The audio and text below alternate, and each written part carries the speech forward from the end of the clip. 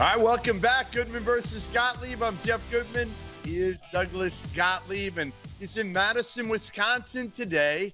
He was at Alabama, Auburn yesterday in Tuscaloosa for that rivalry game in which Alabama and the Crimson Tide finally get that big win. First, scan that QR code. Send us any of your questions, your comments, your complaints to Doug, whatever you got. Send it along to him. But hey, Doug, I can't wait to get your reaction and your thoughts on both of these teams, because I haven't seen either in person yet this year.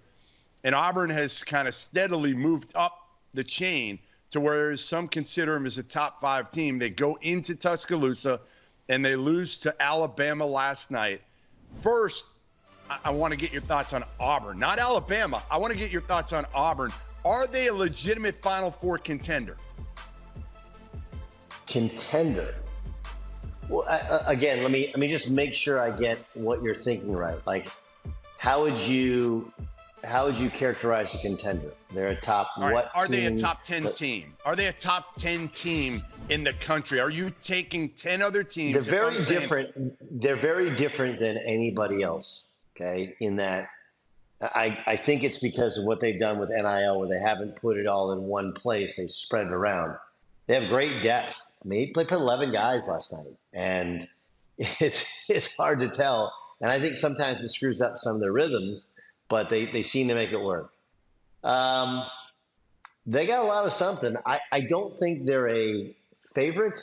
I think on the periphery, yeah, they're a team that I could see Bruce getting to another Final Four, because they're kind of the Noah's Ark of teams. They got just about 2 of everything, right? You got 2 point guards, you got 2 bigs. I thought Broom was outstanding last night. He was the best player on the floor. They shot the ball really, really poorly. Some of it was their shot selection. Some of it was you're just not making shots.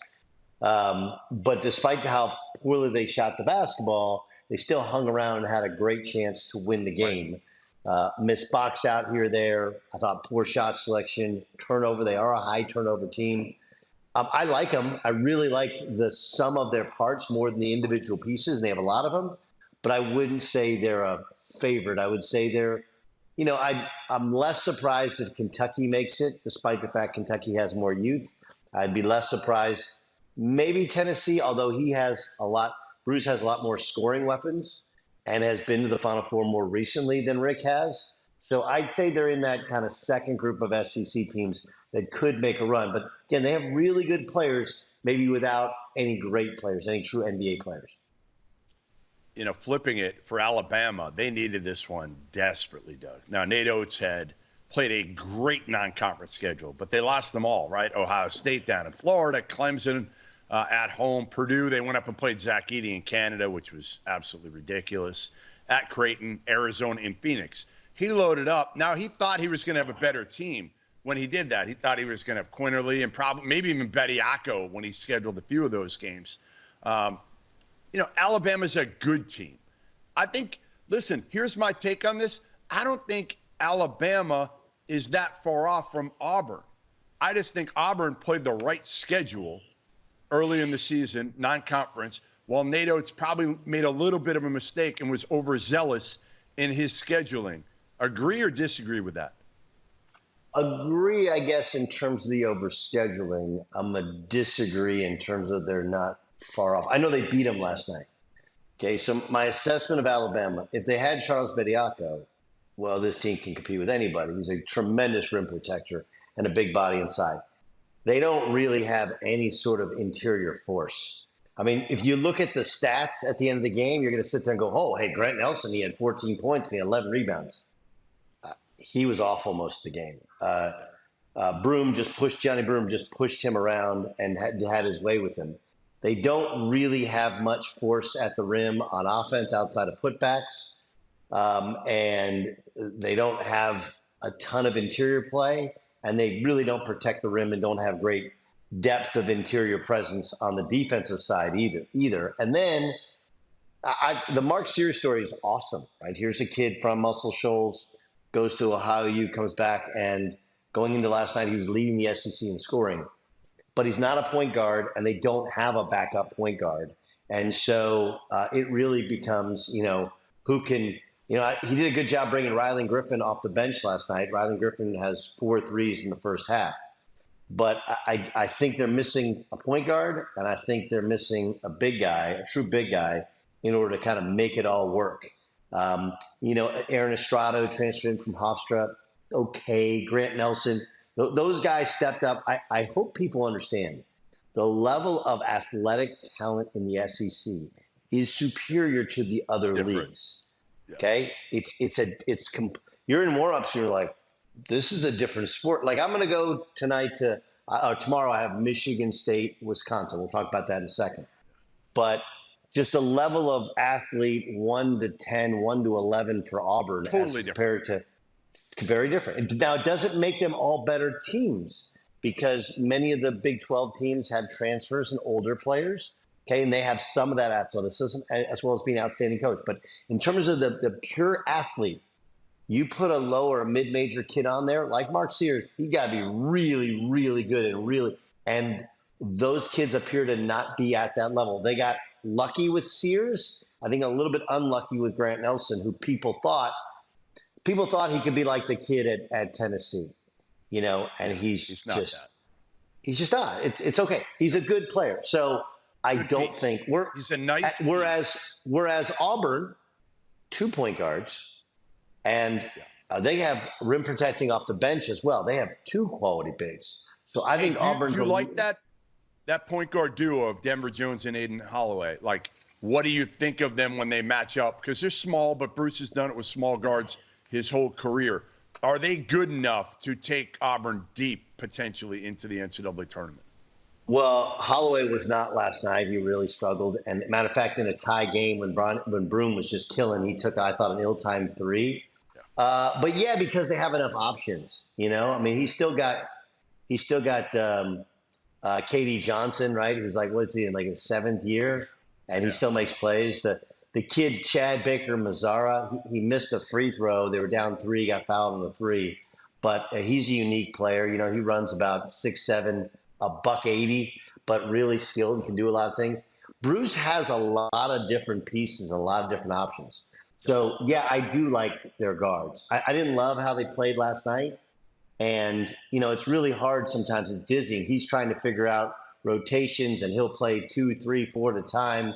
And, he started out great in both halves and then subbed, and I thought they lost momentum. But that's how this team rolls. So I like him. It's just going to be a case of, can Bruce find the right mix, and will he ever shrink that rotation? Because 11 guys, a lot of dudes. A lot of guys. All right, while you were at that game, you missed one of the better games, honestly, in college basketball this season, and it happened at Welsh Ryan Arena in Evanston, and Northwestern beat Illinois in overtime, back and forth.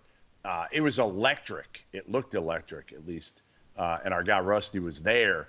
They got some revenge. Illinois had beat them by 30 on January 2nd. This one, again, Northwestern just took it to them in overtime, and you know who it was. It's like overtime, crunch time is Boo Buie time, because he was awesome. 29 points. Northwestern now, they got that Purdue win at home. They got this one at home. They got the win against Dayton. They also got the one against Chicago State. But, if you do enough, you can show that loss to Chicago State was more of an anomaly than anything. Say that word over and over. Anyway, what's your take on? Yeah, I can't do it. Evidently, I can't do it today. It's your Rizzuto. Yeah. Anyway, Billy Madison. Sorry. Northwestern, are they? I don't know if they're for real, but I think Northwestern now is going to turn themselves into a tournament team, because I think there's going to be 6 or 7 out of the Big Ten, and why not? You have the best probably guard in the league. One of the best guards in the country. He can carry you, and Brooks Barnhizer was good last night. They just got enough pieces that understand their roles around Boo Buie, and they get, hey, you know what? When the game's on the line, let's let our dude rock. Well, and I think, Ryan Langborg is probably not at that level, but, a guy who played in the NCAA tournament with Princeton, he's solid. You and I both know that Barnhizer has all Big Ten level future written all over him, right? Probably next year he becomes their all Big Ten level player. Yeah, I think they're an NCAA tournament team. And I think that this thing has been, it's really interesting. You know, you go back to this time last year and Chris was probably going to lose his job. And you're like, man, and no one wanted him to lose his job because everybody likes Chris and he does a really good job. But, you know, with NIL and they just seem to hit a lull, and then Boo Buie kind of took over last year, and that's what they had last night. A couple things, just in terms of building a program, I thought they gave him appropriate time. They've also, you know, opened up some doors for some transfers. That's big. It's still hard at Northwestern academically.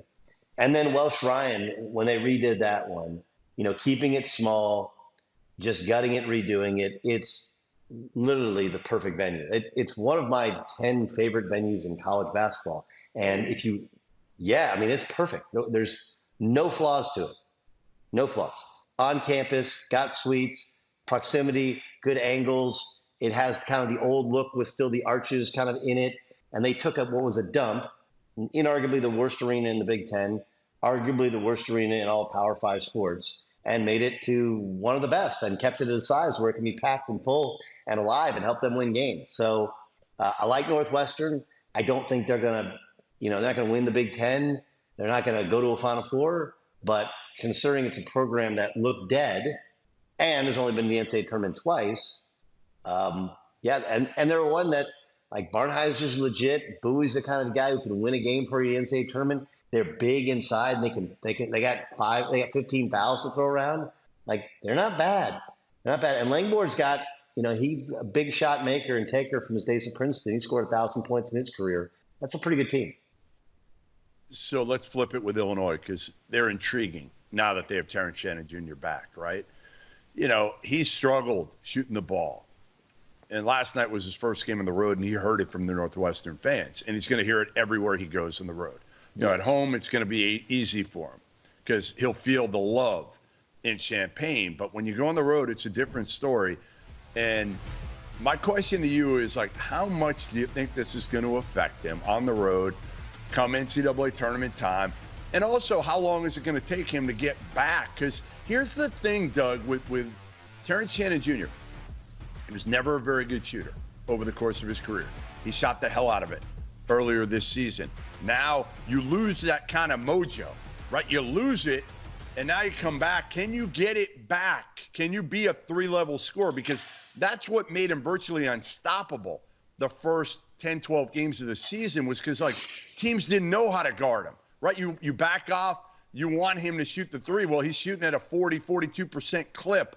So can he get back to that, or is that over? I think he can. I don't know if he'll get back to the 42% clip, right? The water was going to find its level eventually. But I think they're still a real hard matchup, because now when you put Terrence Shannon on the court, like, he may not shoot 42%, but do you think anybody's going to have a scouting report that says leave him open and dare him? No. You know, so that still creates all the space in the world for the rest of their talent. And they have they got other guys, you know, Marcus Domask is a guy who can put the ball in the bucket. And now they have his absence really helped Coleman Hawkins get going as well. Guerrier is another guy who can really shoot and score. And so it creates kind of space for them. And they can even play Ty Rodgers a little bit now, where, you know, no one's going to guard Ty, but if you have 4 guys that people can guard, well, now you can find space for him, and he can still drive and do his thing, and it gives them greater depth. So do I think he'll get back to that magic level? I don't know. It's really hard. You know, like, you got your personal life. No matter how confident you are that you didn't do anything, no matter how much the video evidence feels like it exonerates him, right? And all of that, you're still potentially on trial for your life, right? That still takes something away from you. The chants are not going to be easy, and they're not going to go away. You got to deal with that. And, you know, it wouldn't stun me if, you know, there's also going to be a little bit more pressure in terms of the officiating, and does he get calls, especially on the road? But still talented, creates space. They got enough other guys. And once they circle around to the NCAA tournament, none of that matters. And I think Illinois becomes a very difficult team to get out in the NCAA tournament, because Brad knows what he's doing. and they just really space you and attack mismatches. And there's always a mismatch when they got 5 guys that can score. All right, next up, we're going to have Doug put on his negative Nancy hat and tell you who is the most disappointing team in the country. Goodman versus Gottlieb next.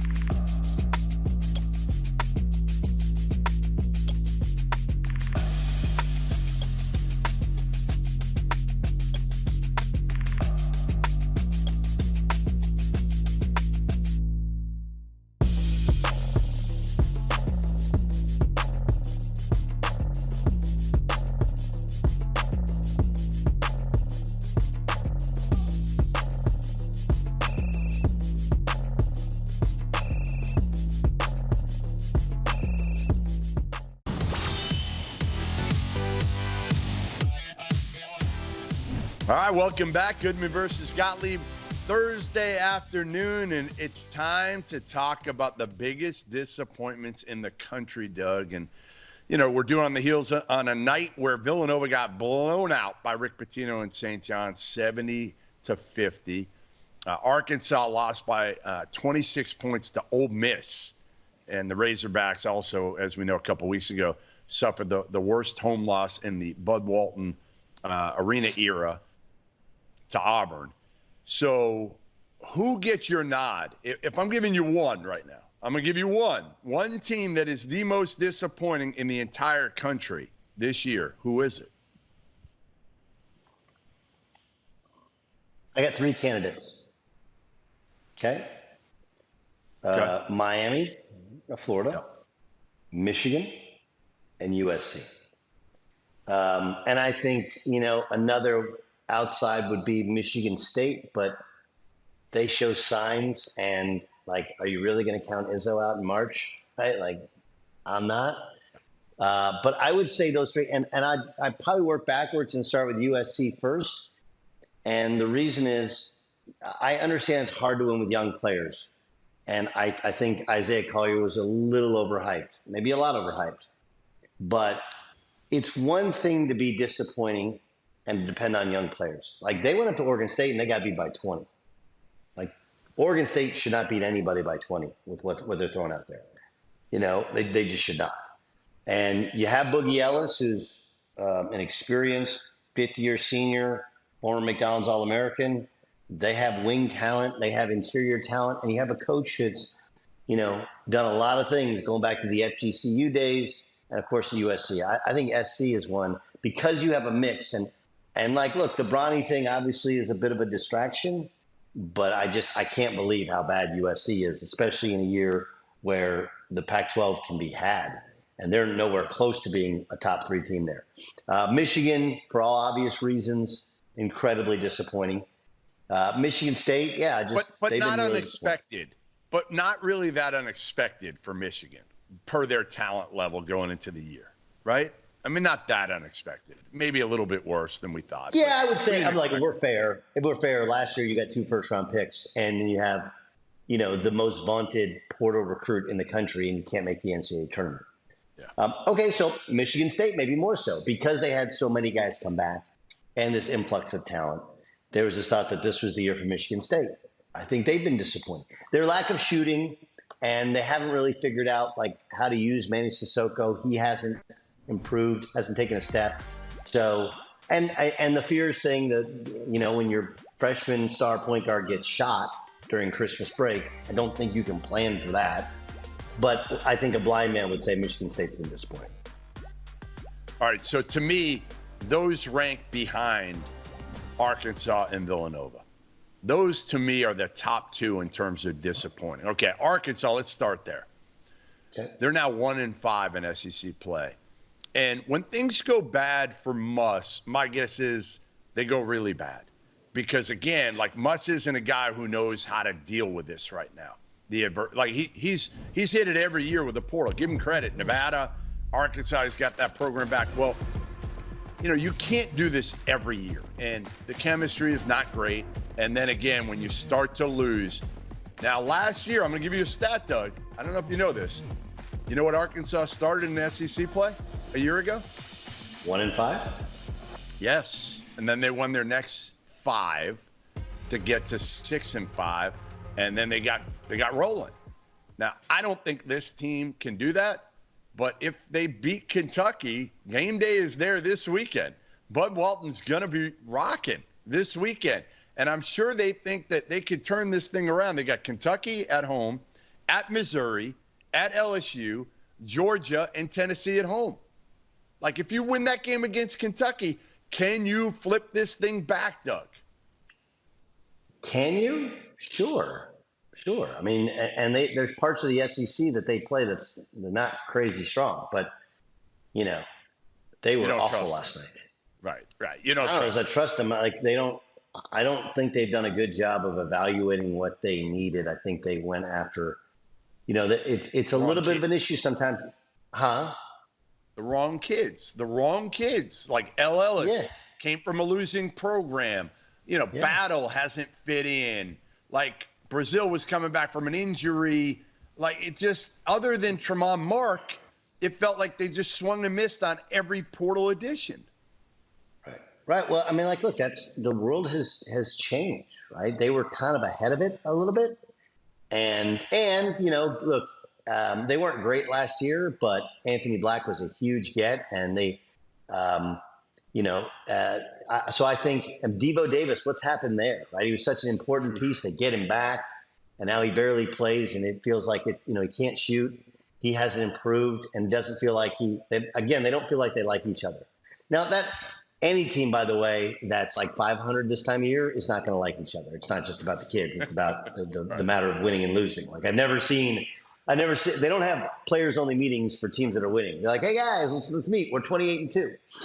But yeah, it's really hard when you're running a transactional program, when you don't have, and then the guys that come back don't feel like they're ahead and aren't improving and don't get the benefit of the doubt. It makes for kind of a murky thing.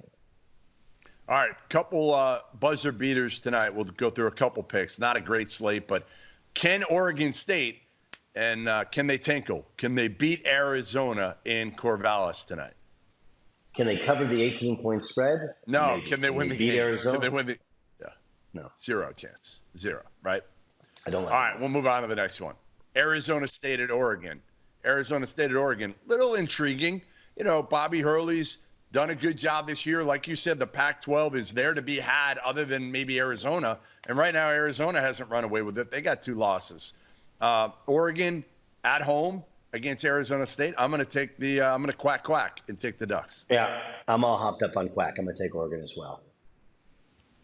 Then the last one, San Francisco at Gonzaga. It's an interesting one because San Francisco just got beaten pretty good. Now they go to Spokane, play a Gonzaga team, and I think they're getting 9.5 points in this one. I'll take the points. I'm not sure I'm going to take USF to win, but I think they cover because Gonzaga is not deep. They're not overpowering. I just don't think they're going to blow teams out in the WCC like they're used to doing. I agree with you, and it's interesting because, Chris Gerlison, the coach of San Francisco, they had some money to throw around. They went out and got Mongolian Mike, and people thought, okay, San Francisco now, especially with Gonzaga being a little bit down and St. Mary's struggling in the non-conference, they could hop in, but they haven't. I think this is a really competitive game. I think Gonzaga wins, but I'm with you. That 9.5, that's too many points. I'm going to take the Dons to cover, the Zags to win. All right, before we go, what's on tap for Gottlieb tonight? In Madison, where are you going? What are you going to do? You going to drive to Green Bay or no? Possibly. My boy Boog Shambi's in Chicago, or I might just crash and sleep and watch ball at the Graduate. Probably a better chance of that than anything. Yeah, you need a night off. You look tired. Take a break. We'll see you tomorrow, 1 o'clock Eastern here on Stadium. Goodman versus Gottlieb.